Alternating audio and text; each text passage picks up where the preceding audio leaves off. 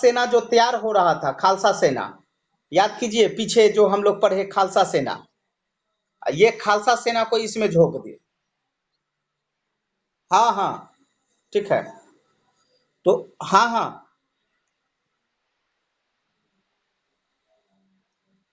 तो रानी का तो आदेश हुआ, तो ये सोच करके ना आदेश हुआ कि यदि देखिए, ये सोच करके यदि खालसा सेना विजय हुई तो क्षेत्र का विस्तार होगा, और यदि पराजित हुई तो राजनीति में दखल देना छोड़ देगी। हाँ, ठीक है। अब खालसा सेना तो इतना मजबूत हो गया था कि वो देखिए, सेना को नियंत्रित करने के लिए रानी जिंदल और उनके सलाहकारों ने खालसा सेना को अंग्रेजों के साथ युद्ध में भेज दिया। खालसा सेना इस तरीके से थी कि यदि दिलीप सिंह को देख रही है उसकी माँ, और एक तरफ काम कर रहा है खालसा सेना खालसा सेना अपने आप में मजबूत। अब यदि इसकी माँ चाल चल रही, हाँ, इसकी माँ चाल चल रही है। हाँ, बोलिए। हाँ, बोलिए बोलिए। हाँ, ठीक है। तो इसको खालसा सेना को जो है, हाँ,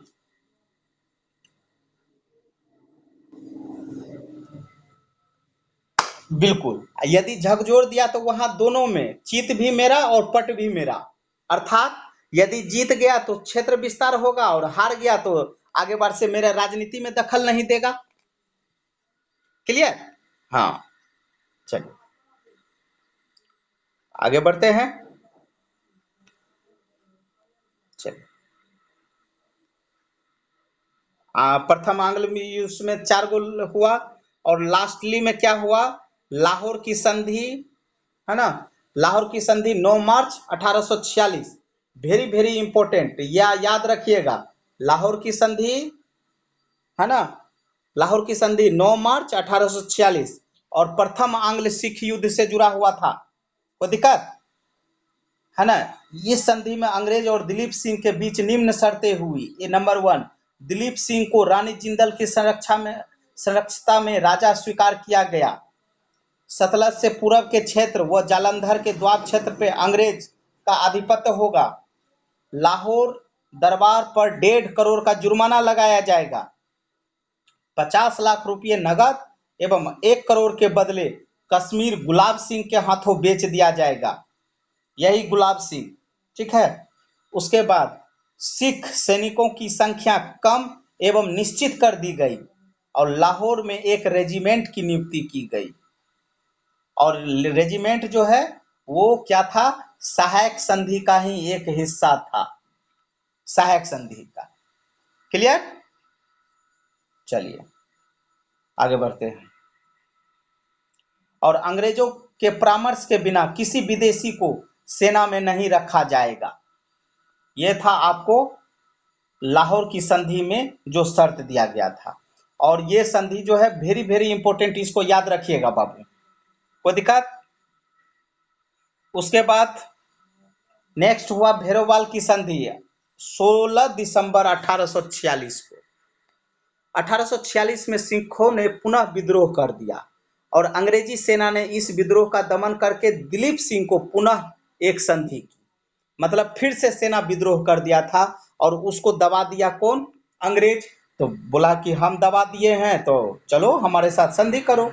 चलो, अब वहां पे लाहौर के संधि में रानी जिंदल के संरक्षता था, लेकिन इस संधि में बोला अब रानी फानी कुछ नहीं है ना। अब रानी जिंदल को भी समाप्त कर दिया गया, और उन्हें 1.5 लाख रुपए वार्षिक पेंशन देने का प्रावधान किया गया। बोला रानी, तुम रानी हो, तुमको हम जो है पेंशन देंगे, तुम अपना पेंशन से जीविका करना, राजनीति में हस्तक्षेप नहीं करना, राजनीति में अब मेरा वर्चस्व चलेगा।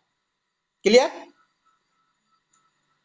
अंग्रेजी रेजिमेंट की अध्यक्षता में 8 सिख सरदारों की एक परिषद बनाई गई, जो शासन की देखभाल करेगी, और लाहौर में एक अंग्रेजी सेना रखी जाएगी, जिसका खर्च दिलीप सिंह देंगे।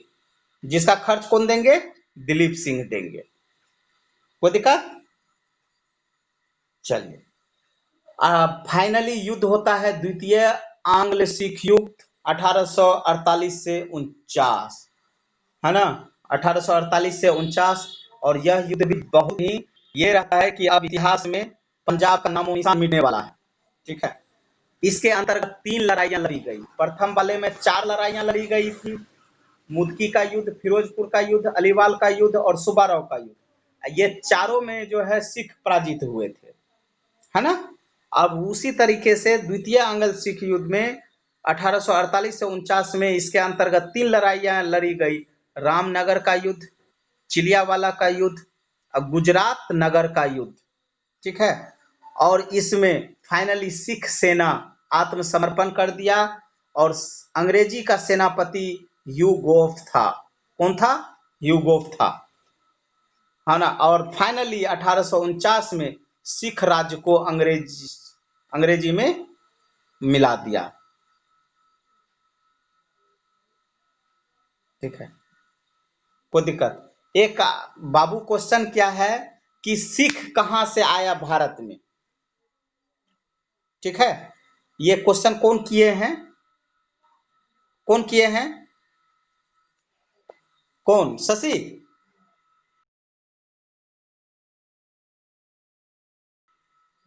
शुभम? बाबू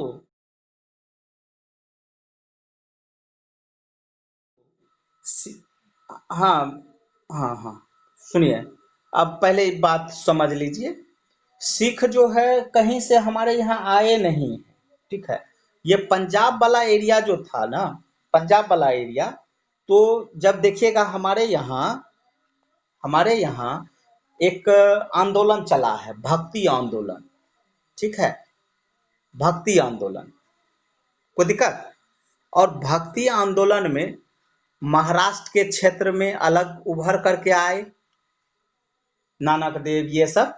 ठीक है, उसी तरीके से पंजाब में आते हैं कौन?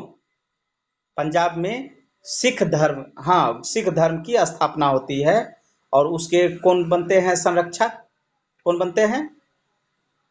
गुरु नानक, है ना। और गुरु नानक चलते हैं, फिर 10 गुरु होते हैं, 10 गुरु होते हैं।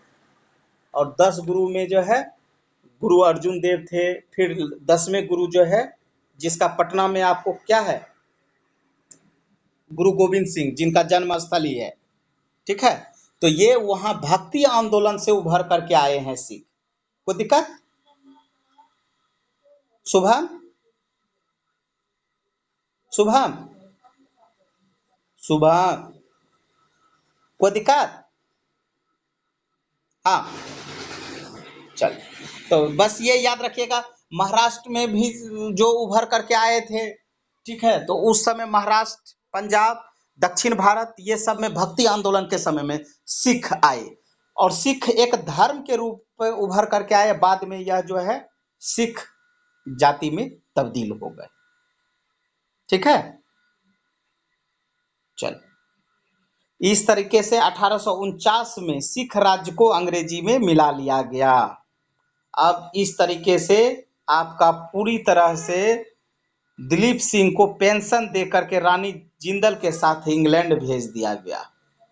दिलीप सिंह को पेंशन देकर के रानी जिंदल के साथ इंग्लैंड भेज दिया। बोला जाओ इंग्लैंड में रहना, अब हमको पंजाब के क्षेत्र में क्या करने दो, क्या करने दो, अपना विस्तारीकरण, राजनीतिकरण करने दो। हाँ, चलिए, यहां से यहां तक आपका 2 काम खत्म हो गया। एक तो यूरोपीय